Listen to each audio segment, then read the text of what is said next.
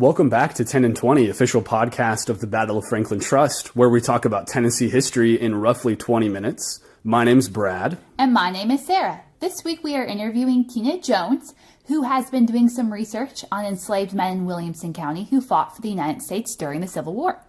We met Tina at St. Paul's Episcopal Church in Franklin, Tennessee, which is historic in its own right. So hopefully you enjoy the interview. Thank you so much for listening. I wear three hats, really. Okay. So my name's Tina Jones. I am a board member of the African American Heritage Society, and I co-chair our historic committee. And then I also run a program called Spring Street Seniors at St. Paul's Episcopal Church in downtown Franklin. And then I also, on my own time, run a project called Slaves to Soldiers, where I'm raising money to install pavers at the Veterans Park in downtown Franklin at 5 Points. You were telling us right before we started about how you got plugged into the community here and how you got interested. Could you just give a brief synopsis of that for the audience? My husband, Roger, and I moved to Franklin in about 1999, and we live in the Hinchyville neighborhood, which is Franklin's first subdivision, and it's right on the west side of downtown Franklin, right near St. Paul's. So it's kind of right between the Natchez Street neighborhoods and the Hard Bargain neighborhoods of Franklin, which are two historically African-American neighborhoods. And when we moved there, we kind of felt like those were our neighbors as well, and we didn't really know how to reach out to our new neighbors. Very soon after moving to Franklin and we started attending St. Paul's, we were at church one Sunday, and our priest at the time, Bob Copperthwaite, made an announcement at church that they were looking for someone to take over an outreach program for senior citizens who, many of them, lived in these two neighborhoods, Natchez Street and Hard Bargain. So Roger and I just felt like that was something we could do. It would be a great way to get to know these new neighborhoods, and it was new neighbors, and it was a program that provided once a month a hot meal, bingo, crafts, just activities for senior citizens. So we took it over. This will be our 18th year running it. And in the beginning, we were not very good at it. It was lean.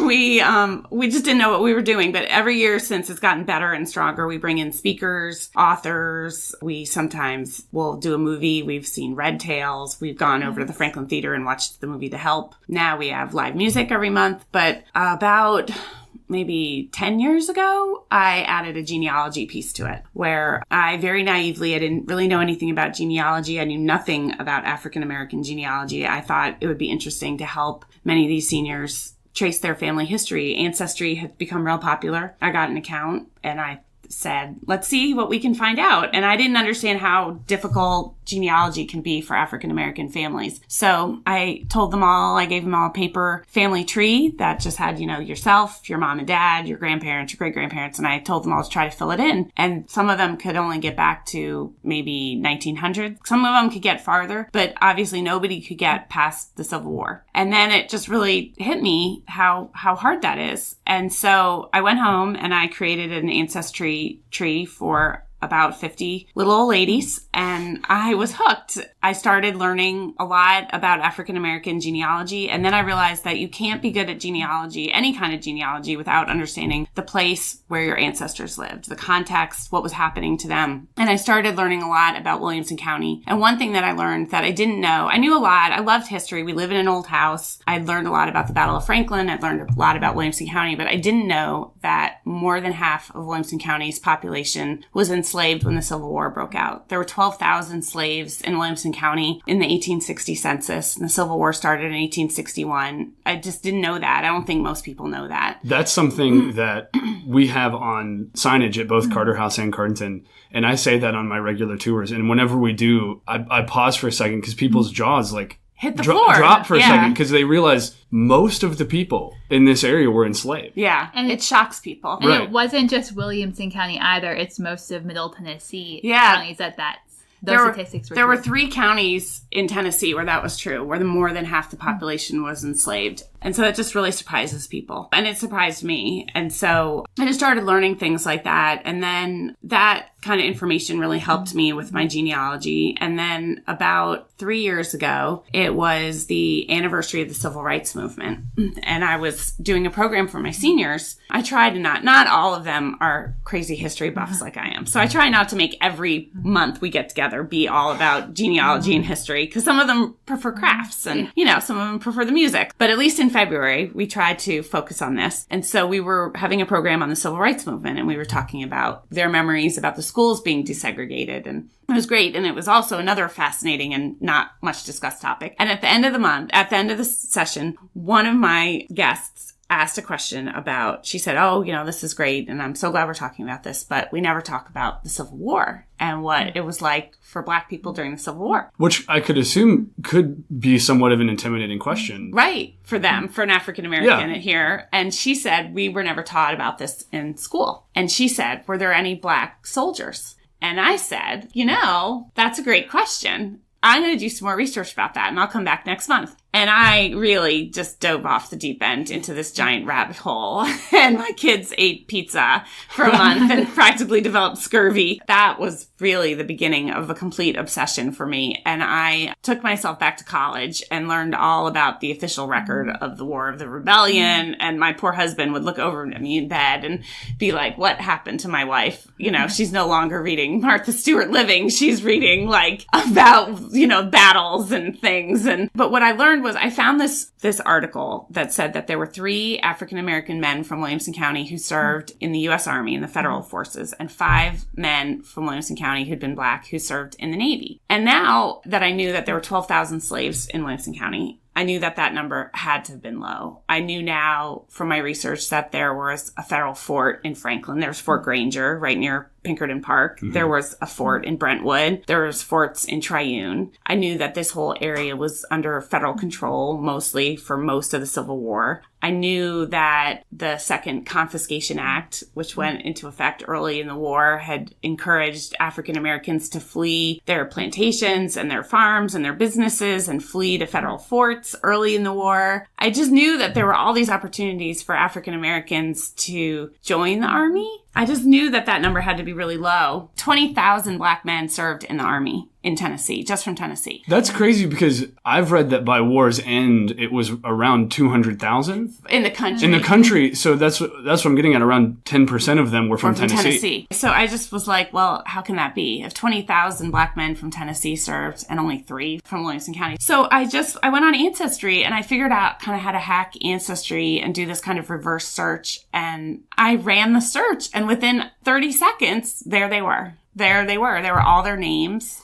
And I was shocked. And I was like, there they just were, hiding in plain sight. And I don't mean to disparage other researchers, because I also came along at a time when records had been digitized. That made my job a lot easier. I mean, if you'd tried to do this 10 years ago, it would have been really virtually impossible. So I just opened a Word document and I started copying. I just started typing out their names, copying everything I could, and then started analyzing the data. And once I found them, I wanted to tell their stories. And I just started researching them after I had their names and started figuring out patterns to where they enlisted, when they enlisted, how old they were, what regiments they served in. I just wanted to tell their stories. And then I started a blog. There's about 300 of them that I have found so far, but I know that that's not a complete record because the records are not complete. And that blog is ongoing. Yes. And is called? The best way to find it is to go to Slaves to Soldiers, T-O, not the number 2, right. slavestosoldiers.com. And that's the website that I use to sell the pavers. And while you're there, go ahead and buy a paver for one of them. And then at the bottom of that website, you can see an F for my Facebook page, and then a T for Twitter, and then a B for Blogger. And if you click on the B for the blog, it'll take you right to the blog. We've realized that what this podcast is, when it's at its best, is telling the stories of individuals. Mm-hmm. And it sounds like that's kind of how you got interested in history or in genealogy as well. So we've asked you to put together some stories of the individual soldiers that you found that are particularly interesting. So if you could just go ahead and share, that'd be great. Yeah, well, I decided that I was going to share the story of a man named Granville Scales with you today. And one of the reasons I picked him is because last week I broke my collarbone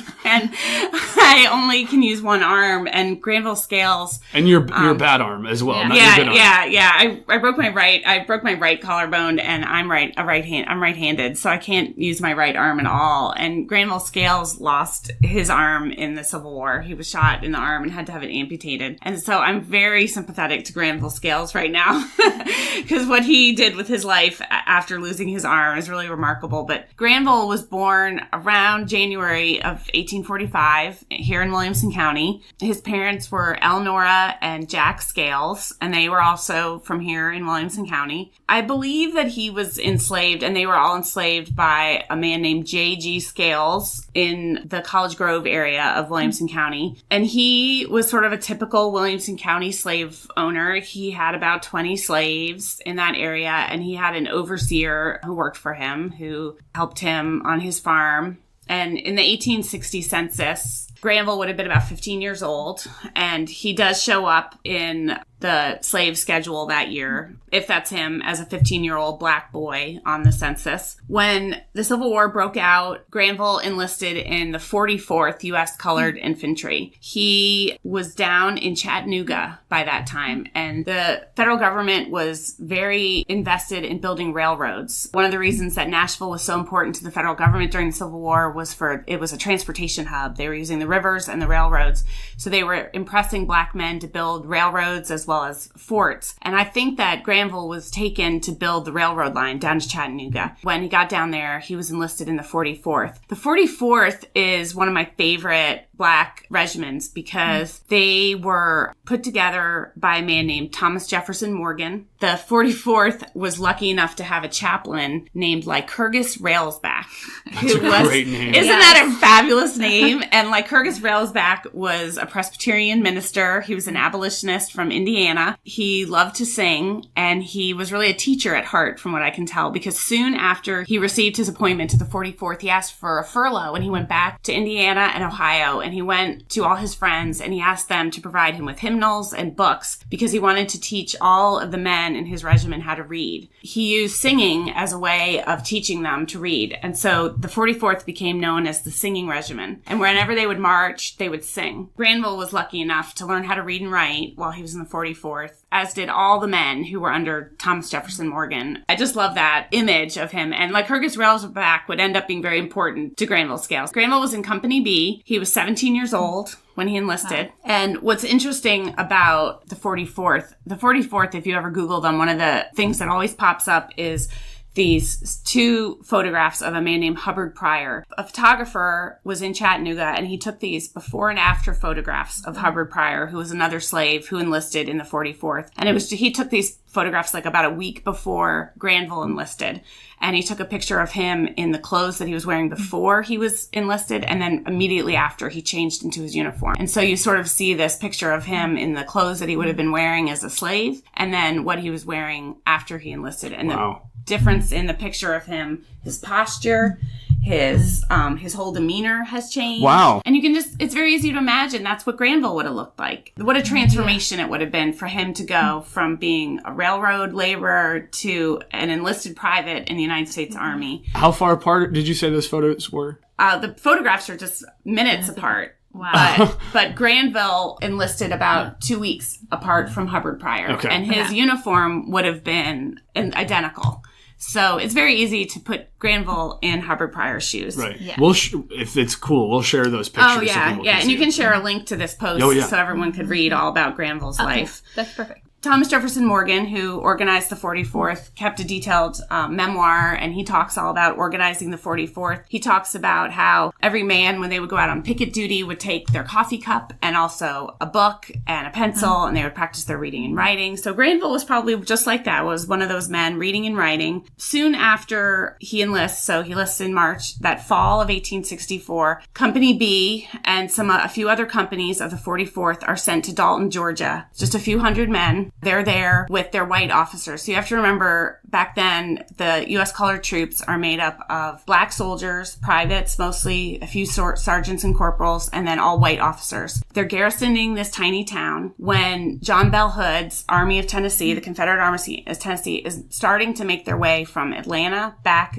heading toward Franklin. Mm-hmm. This is in advance of the Battle of Franklin. They swing toward Dalton. 40,000 men converge on Dalton and attack it. So there's about 600 enlisted African-American soldiers and 150 white officers. They're terrified, and they think this is it, and they're going to die. Colonel Lewis Johnson was in command, and he decides to just surrender. He doesn't want to take any chances. But the black soldiers want to fight. They don't want to surrender because they think they're going to be killed. Yeah. Mm-hmm. And they're pretty upset with For Colonel. good reason. Right. You know, like that's not the first time in the war that something like that had happened. Right. And they think they're just going to all be rounded up and murdered. But Colonel Lewis Johnson decides that he would rather take his chances with the white Confederate officers, and he surrenders. And they all surrender. And it works out a little bit better for them. And I have all the details of it on the blog. I won't go into it because we'd be here all day. But what ends up happening is that the black men, who many of them are from North Georgia, those who they could identify are returned to slavery.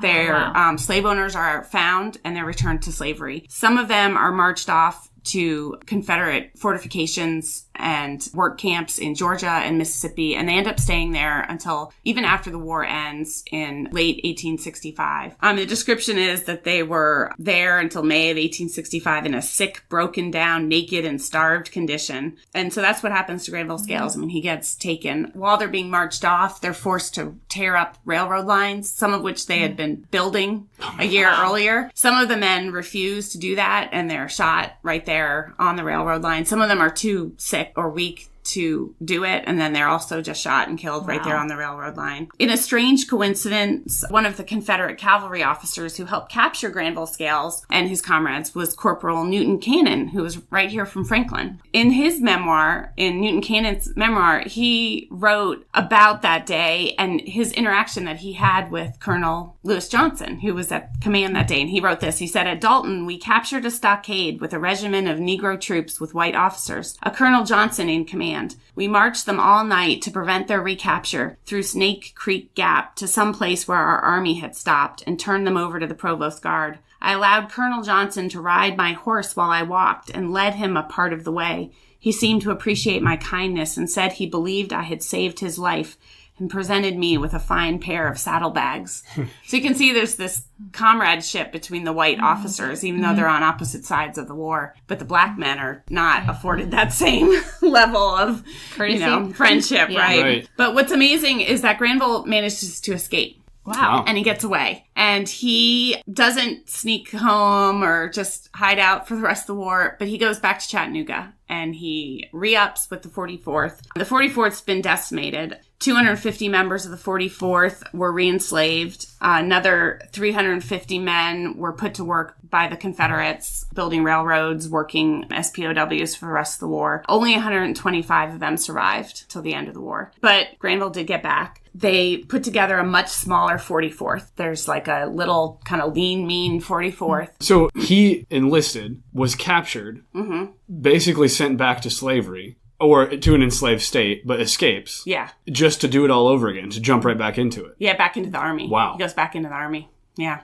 Pretty amazing. So he gets back to Chattanooga. They put the 44th back together. Now there's just 300 of them. They were close to 1,000. The Battle of Franklin happens November 30th. The Union forces here have gone back to Nashville, and General Thomas, who's in command in Nashville, starts calling up all the troops to start fortifying Nashville. Many of the troops that he's calling to Nashville are U.S. colored troops. So he calls in the 44th. Granville gets put on a train with the 44th and also the 14th sent toward Nashville. They're headed in.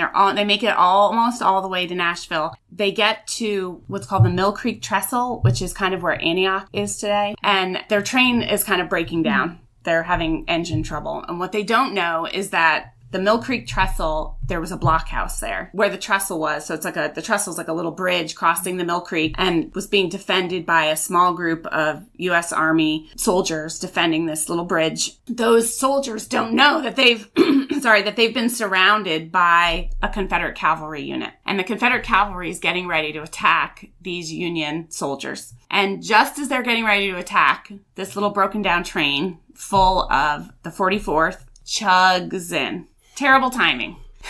So, with poor Granville on the train. So just as the train rolls in, the cavalry attacks. Oh my gosh. Yes. And it's kind of up on a ridge. So the men have to jump out from this great height, and they have very little ammunition. They fight all night long until the very early morning, and Granville ends up being shot in the arm very badly. They wait all night long, and the Union officers finally decide, we're going to die here. We have to make some kind of dramatic stand, and they decide to sneak out at 3 o'clock in the morning, and they walk all the way back to Nashville. But they have to leave their wounded. Which means Granville. So, Lycurgus rails back, and the surgeon stay with them. Even though they were okay? Yeah, even though they were not wounded, but they're not going to leave them behind. Granville and a group of other wounded men are left behind in this blockhouse. The other men sneak out. So dawn comes, and the Confederates are ready to take up fighting again, and they realize that all that's left behind are these 2 white officers and the wounded. The description is really long, but it's worth reading. It's on my blog about how that happens, about how they discover that they've been duped and that all they have are these wounded. Now, what's really interesting to me is that there's a book called Freedom by the Sword, which goes into incredible detail about the African-American troops during the Civil War, and it talks a lot about this night. And the author of that book believes that these men were then marched to Franklin. I would love for that to be true. Obviously. I'm not entirely sure if that's true. I have Granville's pension record. Granville thinks that his arm was amputated in the field by a Confederate surgeon, but I'm not sure if that would have happened. He had his own surgeon with him. It seems more likely to me that his surgeon would have amputated his arm, and I just broke my collarbone, and I can tell you I wasn't 100% lucid. Yeah. So and he was shot very badly in the arm and would have lost a lot of blood. So I just don't know if his recollections are totally accurate. But he does say in several different accounts that it was a Confederate surgeon that amputated his arm, so maybe that happened. On what day? It would have been the next day. It's the morning after. Yeah, the morning after. He says it happened at that blockhouse. He says he was there for 3 days. But all the other records seem to imply that they were marched to Franklin. And the other soldiers give very detailed records about how the Confederate soldiers took their shoes, which would have been very likely because they would have not had shoes and these men would have, and marched them barefoot to Franklin. The Battle of Nashville would have happened. They would have been taken to Franklin in advance of the retreat. On the 17th and 18th, when Hood's retreat was happening, they would have been recaptured by the Union soldiers coming through Franklin. And that does make more sense to me that maybe that's when Granville was recaptured along with his comrades, and then he was taken back to Nashville and put in a hospital. I find him back in Nashville on the 19th. So we know he was captured by Confederates in what is today the Antioch area. Yes. And that he ends up back in Nashville with the Union, with in federal hospitals. Yeah. But I just don't know that little middle piece, which I would love to know, because we do know that on the 17th and 18th, there are U.S. colored troop soldiers here in Franklin, in hospitals here in Franklin. We don't know which buildings, but we do know that there are other U.S. colored troop soldiers here in hospitals somewhere in Franklin. I would love Granville to be one of them, but I don't know for sure. I can't say that. Granville says that he was still out at Mill Creek having his arm amputated by a Confederate soldier. Okay. But it is a great story. Lycurgus Railsback was interviewed later, and he gives lots of detail about that day. You know, he doesn't talk about the individual soldiers. Granville, amazingly, he does not take a disability discharge. He stays in the Army, and a month later is back on duty as a musician. He, a month after having your arm amputated, he becomes the principal musician of the 44th. And he is like the guy with the big, I don't know what you call it, but like a staff and like the bearskin hat. Like a lot of those guys had those big hats. That was Granville. He gets sent back to Chattanooga, and he's down there leading the band. Within a few months, he takes a furlough and he goes to Huntsville, Alabama. And I suspect that he is courting the woman who will become his wife, because another month later, he's getting married in Chattanooga. The woman he marries, her last name was Scales. And so I suspect this is a woman that he knew before the war, who was enslaved with him in College Grove area, and that he had gone to find her. So that's kind of sweet. Yeah. And that he had gone to get her, and she had maybe been in a contraband camp down there. So they get married. They have several children. They try to farm in the College Grove area. He gets a pension because of his disability. He tries to be a one-armed farmer. Does not work very well for him. His good arm and his shoulder gives him a lot of trouble. He develops like what I think is like a bursitis kind of condition. He goes to several doctors in the College Grove area who try to treat it, and it sounds like the treatment does more harm than good. He ends up moving to Nashville, where I think maybe he can get work that's a little less difficult. He buys a lot near St. Cloud Hill, which is the Fort Negley neighborhood on Cannon Street, built a house, and he and his wife have several children. And then sadly, his wife dies. So he's now a one-armed single dad. He got remarried very quickly. No surprise. After he remarried, he and his new wife moved to Kansas. They participated in what was called the Exoduster movement. Large numbers of African Americans moved to Kansas. Kansas was a place that had been very friendly to African Americans before the Civil War, as part of like Bleeding Kansas and John Brown and the abolitionist movement. And they moved to Kansas. He becomes a guard on the trains. He was guarding gold and silver bullion that was being sent from the mines to Chicago. He was an expressman on these express trains going to Chicago, and he would ride these fast trains. He would have been armed to the teeth with his one arm with lots of guns, and that's what he did. And he made it sounds like he made a good living, and he was a member of the Kansas Grand Army of the Republic in Topeka, Kansas, where they lived. This was a veterans organization that helped veterans get their pensions. He was an officer of that organization, and interesting, it was the Fort Pillow Post of that organization. So anyway, he was really influential in that organization. And then in 1889, they moved to Oklahoma, settled in Oklahoma City. He and his second wife had 2 boys. They moved there. 1889 was the year of a big land rush, and the 89ers were the people who participated in the Homestead land rush, but they did not do that. They were more well-to-do by then, and they took out a mortgage and bought a house in Oklahoma City. They didn't have to be homesteaders. He and his second youngest son started a grocery store business. He was a founding member of a group called the Elite Club, a literary society, a leadership organization of African Americans in Oklahoma City.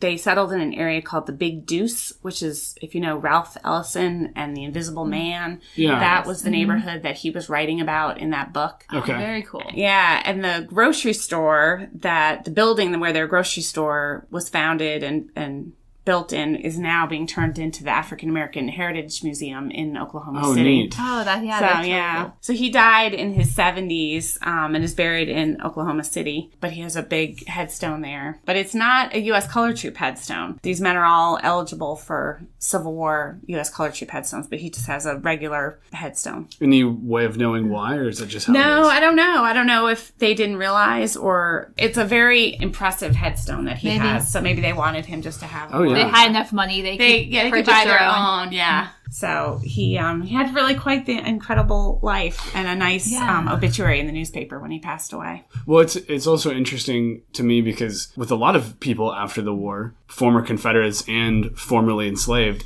they feel like they can't just go back to where they used to live. Mm-hmm. And so they push west.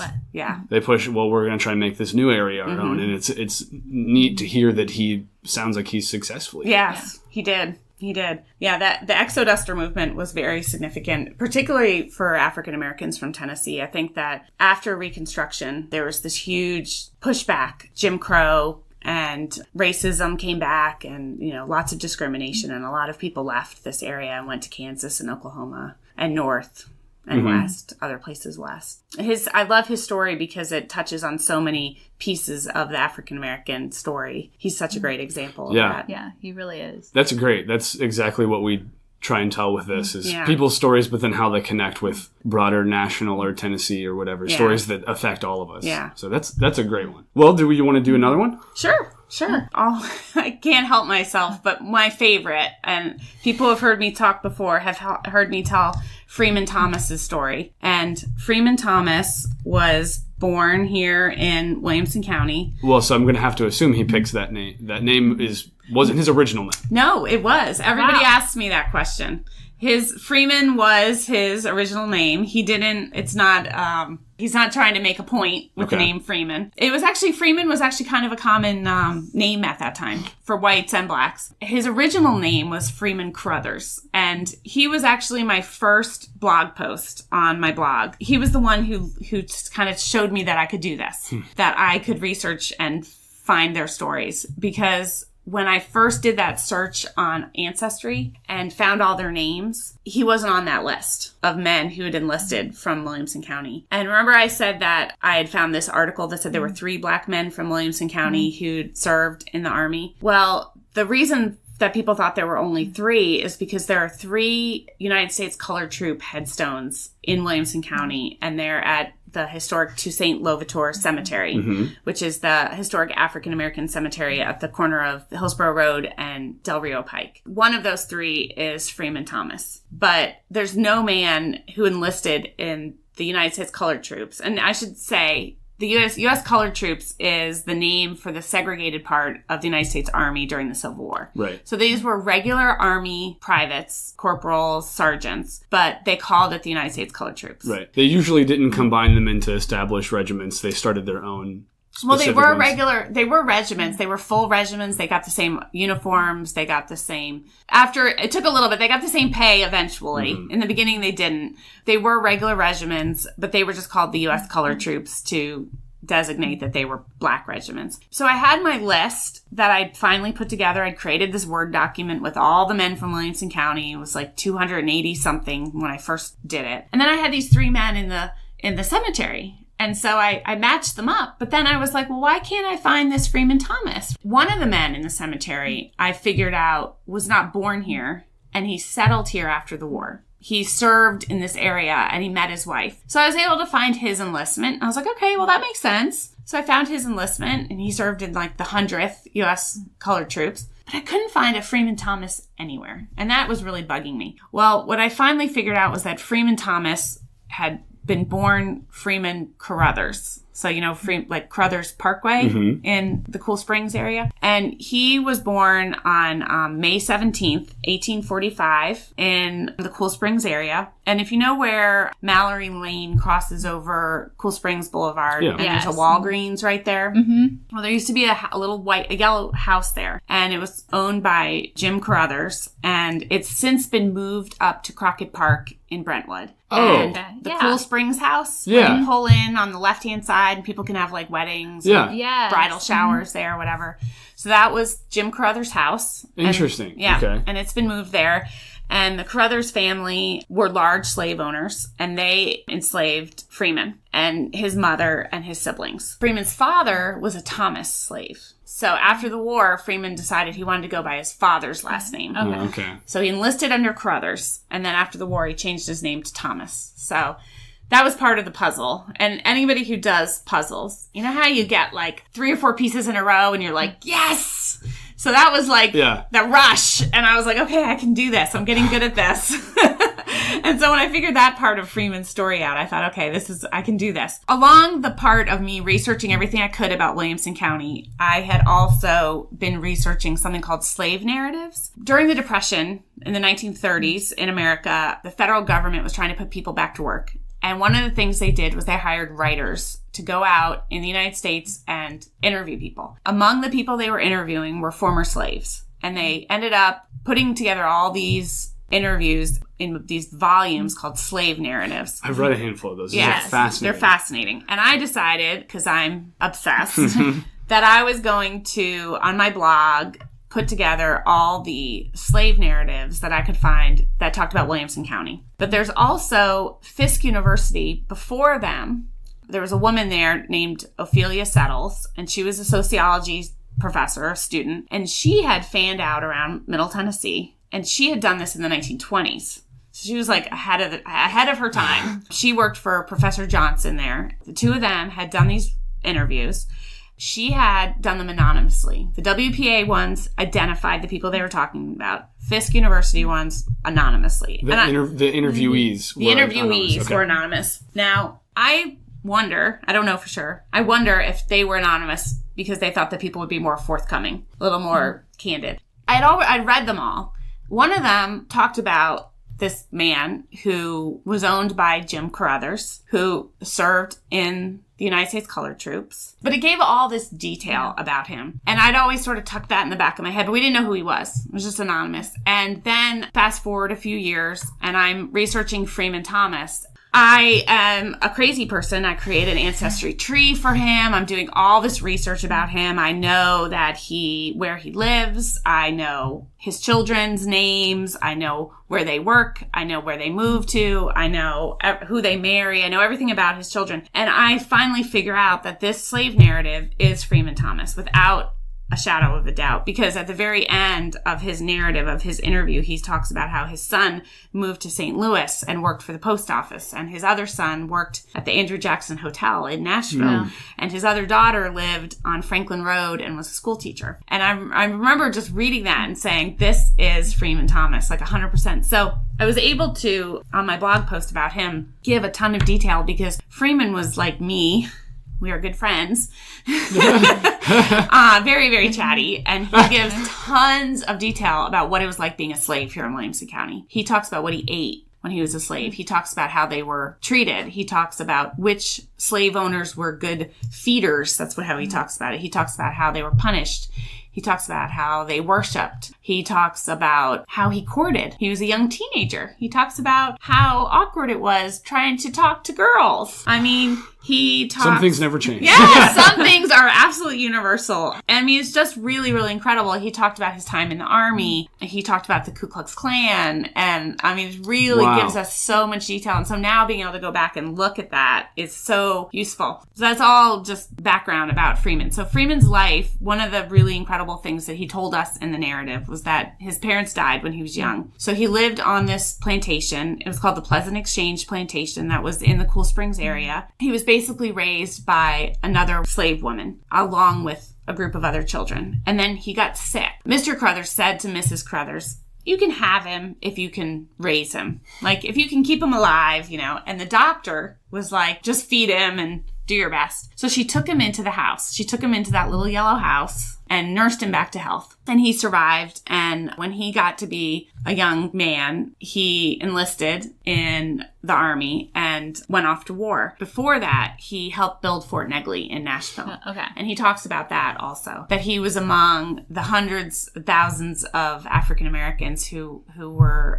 conscripted to build Fort Negley. And he does also give us detail about how that was maybe not entirely voluntary. Yeah. He says we were put in the regimen and we were forced to build it. So that's interesting to hear, because I think that out here in Franklin, until recently, we didn't really feel a connection to Fort Negley. But I've been going through the lists of the men who built Fort Negley and finding lots of names from Williamson County. So we now know how many men from Williamson County, and maybe women and children also, did build Fort Negley. I think what he says is, the authorities had me and a good many others at work on the works on Fort Negley. Yeah. And they took us and put us in the regimen and made soldiers out of us. And so he would have done that, and then he would have enlisted in the 12th U.S. Colored Infantry on August 12th, 1863, and 50 other men from Williamson County enlisted on that same day in that same regiment. Wow. So that sort of tells me that they probably weren't all like raising their hands. Yeah. They probably just all brought there and enlisted on the same day. And he says that when he went to the war, he was turning 17. So again, pretty young. And like I said, he served under the name Freeman Crothers. He served mostly along the railroad lines, building the railroads. The 12th would have been down at the Elk River along the Alabama border. They would have guarded and built the bridges. He's very interesting. He talks a little bit about Fort Pillow. I mean, they were not there, but he talks about seeing Confederates being killed in Nashville that had been captured. He would have been out west. He would have been at what was called the Johnsonville Colored Battery when it was attacked there in November of 1864, just before the Battle of Franklin. So he would have seen a fair amount of action, and then he would have been among the troops called back to Nashville for the Battle of Franklin. And he was on Peach Orchard Hill when they took it on the second day of fighting at the Battle of Nashville. And he was actually shot. He describes in his pension, he was shot in the leg in John Overton's woodlot, he says. Wow. And lay there on the hill until that night when they were able to come get him and take him to a hospital in Nashville, the second day of fighting of the Battle of Nashville. And so he was not able to participate in Hood's retreat back through this area, but he was granted a furlough, so he took it.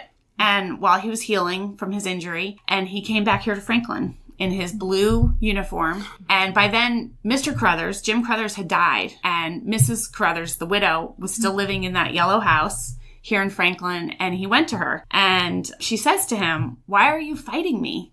Like, don't you remember when I nursed you back to health when you were a little boy?" And he says to her, he says, "I'm not fighting you. I'm fighting to be free." And that's just incredible to me. I mean, not only that we had that exchange, that he remembered it for us, but that she doesn't really seem to understand what's happened or what role she had in enslaving him, and that he's saying, "Oh, it's not personal." Yeah. You know, he's able to sort of take the high road with her and say, "I'm not fighting you, but I'm fighting to be free." And then he's so clear about it. Like, this is a fight for my freedom. Yeah. You oftentimes don't realize that you don't realize, or you convince yourself that you're not doing something that's bad until it's right in front of you. Yes. You know, in her case, literally right in front of you, Standing in a blue uniform. In a blue uniform.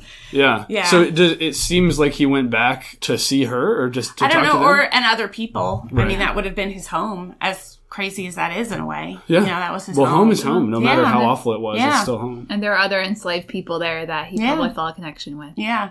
And he talks in that interview about how his mother had been buried when she had died, you know, when he was young.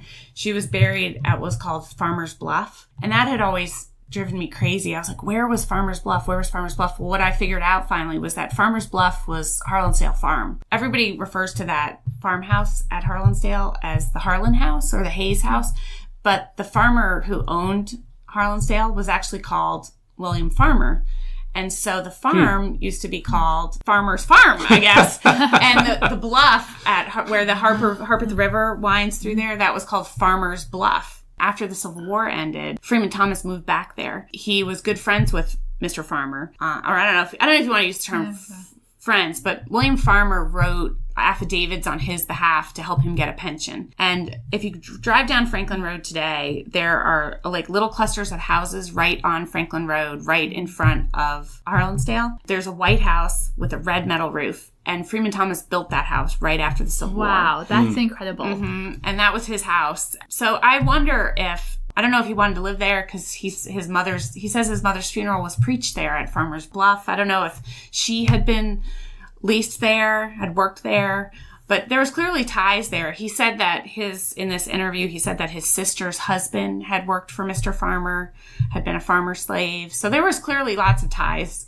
for him to that area. So that was his house. That was Freeman Thomas's house. So the next time you drive down Franklin Road, you see that white house with the red roof. That was Freeman Thomas's house. And he lived to be 91, and he died on his birthday in Franklin. His funeral was held at the Baptist church right there on the corner of Natchez Street and 9th Avenue. His casket was covered in an American flag, and it was carried into the church by veterans of World War I and the Spanish-American War. Wow. So he would have been happy about that. Yeah, that's amazing. I like that. That story is cool for multiple reasons, just because of what it is. It's also cool for me because now whenever I go to Crockett Park to play disc golf, I'll see that house. Yes. And I'll know the story behind it. Or drive up Franklin Road. Or drive up Franklin Road.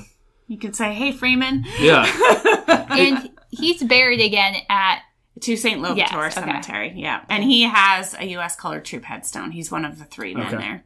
And that would have been very important to him. So you kind of answered this when you quoted him by saying, "I'm not fighting you, I'm fighting to be free." But what would you say would be the motivations of the men who did enlist? And I know that people are different, so you can't speak for every single one of them. But what do you think drove these former slaves or current slaves to fight for the federal government? Well, I'm not trying to make them all into heroes, because I think that a lot of them, to be perfectly honest, were impressed. Like, I think they were forced to enlist. I think some of them absolutely understood that they were fighting for freedom, but I don't think all of them willingly enlisted. I think that many of them did. And so I don't think there's one pat answer. I think it's very similar. Like, there's stories of white men being impressed by Nathan Bedford Forrest's forces right here in Franklin to fight for the Confederates. And they didn't willingly fight for the Confederates. There's I think some of these black men didn't want to fight and were forced to fight. So I don't know that there's one pat answer. I think that some of them wanted to fight and were very clear about it, like Freeman. And then some of them maybe didn't want to fight. And then the more they got into it, their motivations may have changed. And some of them wanted to fight from the get-go. But I will say one thing I think is really interesting about Tennessee. And like I said, I'm very much of kind of a self-taught historian. So I'm always a little bit like unsure sometimes about what I'm going to say. But one thing that I didn't know when I started, I was taught, like I think most people are taught, is that the Emancipation Proclamation freed the slaves, right? But what I didn't know until I started doing this is that the Emancipation Proclamation, the part that freed the slaves, did not apply to Tennessee. So there's like this fine print, right, that says, except Tennessee. Yeah. But there was this thing called the Second Confiscation Act, right, that said that if you were a Confederate and you had slaves, then your slaves could run away and get behind military line, like federal lines, then they could be free.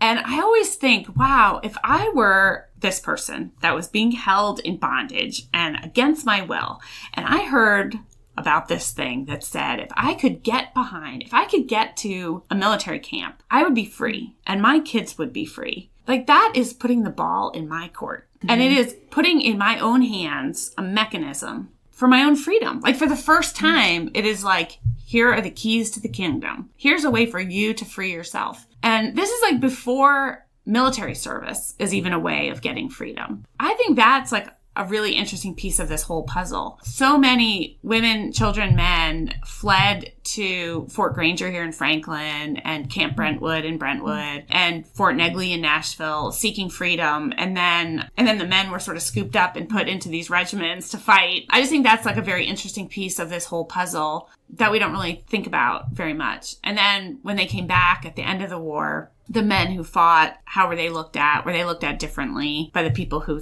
like the whites who had stayed here? They knew, sure they knew who had fought. And was Freeman looked at differently? He was still considered a man of some stature. The white newspaper ran an obituary about him. They said that he was highly respected by white, quote unquote, whites and coloreds alike. I just wonder how that all affected relationships. I wouldn't want to go back and live in that time, but I do wish, maybe for a day I could like put on my invisibility cloak and wander around. Well, that's why I loved you telling these two men's stories, because you're telling them in the context of, we're not just hearing their own story, but in the context of greater Williamson County, Tennessee, and American history. And we can tell you love it too. I do.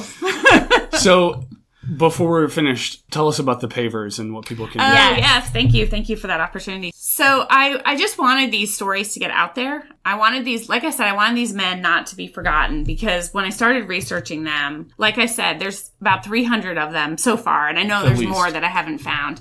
And there's only 3 headstones here in Williamson County. From what I have found, only about 20 of them have headstones at the Nashville National Cemetery of those who died during the war. And many of them don't have headstones at all. And I just felt like they are just going to be forgotten. These are men who were born enslaved. They have no birth certificates. In some cases, other than their military enlistments, there will be no record of their lives on Earth at all. And so I felt like if we could do something that would remember who they were, it would be great. And I found out about, I knew that there was a Veterans Park here in Franklin. If you haven't been, it's at 5 Points, right in downtown Franklin. It's right in front of the Williamson County Archives. Stan Tyson, who's a veteran from here in Williamson County, started it many years ago. And anybody from Williamson County can sponsor a brick paver for a veteran. And it costs $65. It's run by the Veteran Service Office here in Williamson County. The $65 is what the county charges. You will get a brick paver installed and the name of the veteran and like the war that they served in and the date of service and the branch of service is inscribed in it. And I had this idea that we could get a paver for each of these 300 men installed. And then I took out my calculator and I was like, 65 times 300, and it was like, I don't know, it was like $13,000 or $14,000. And my husband was like, could we just get them one paver? And I was like, no, we can't. That's not the point. Like, I want them each to have one. And then I had this idea that like we could build like a website where you could click on their name and learn a little bit about each of them. And I wanted the public to sort of have buy-in, because then my friends were like, well, you could just get a grant, right? And you could just wipe it all out at once. You want people to care about it. Yeah, I want people to care about it. I thought, well, it'd be great. You could have like a Boy Scout troop sponsor like Freeman, or, you know, like a church could sponsor Granville, and then people would get to know them and know their stories. I just didn't want to do it all at once. I mean, yes, it would be great to do it all at once. I don't want to be doing this until I'm 80. I wanted people to care about each one and have some buy-in about each one. So you can go to Slaves to Soldiers, soldiers.com, and you can click on their names, and you can learn a little bit about each person, and then you can click on a button and you can donate the $65. We charge just the $65. There's no overhead. Every paper that's sponsored by February 15th will go in the following Memorial Day. So I think it's just a great way to get kids involved. We are hoping that like maybe a family will look on the website maybe for a last name or a date or a location. These men, many of them ran away during the Civil War, enlisted as far away as New York City, Chicago, Cleveland. So maybe look for a city that speaks to you, or a place or a name. Or people who are historical enthusiasts like us. Mm-hmm. A great gift to somebody in your life who's like us. You can say, hey, I bought this for you. Exactly. You know? We did a big push for Father's Day. You don't know what to get Dad for Father's Day or birthday or Veterans Day, you know. Buy one in honor of that veteran in your family. You know, I'm hoping that people will really take it up. Because $65 really isn't it's not all that much money. It's not that much, so... Well, this was great. Thank you so much. Thank you for having me. Absolutely. I think we can probably figure out some other topic to talk about sometime. Yeah, absolutely. That was our interview with Tina Jones. Thank you for listening. If you want to support this podcast and add some great books to your library, we have a couple weeks left for you to take advantage of a discount that we have on our online store. If you go to store.boft.org and make your purchases, and at checkout, use the coupon code podcast18. So that's all lowercase letters, podcast18. You can receive 10% off your order. That will help us out and add some great things to your collection. Also, keep up with us by following us on Instagram. You can find us at BOFT1864, and you can keep track of the things that we're doing. We'll post some pictures that Tina sends us that go along with this episode. So thank you so much for listening. Bye.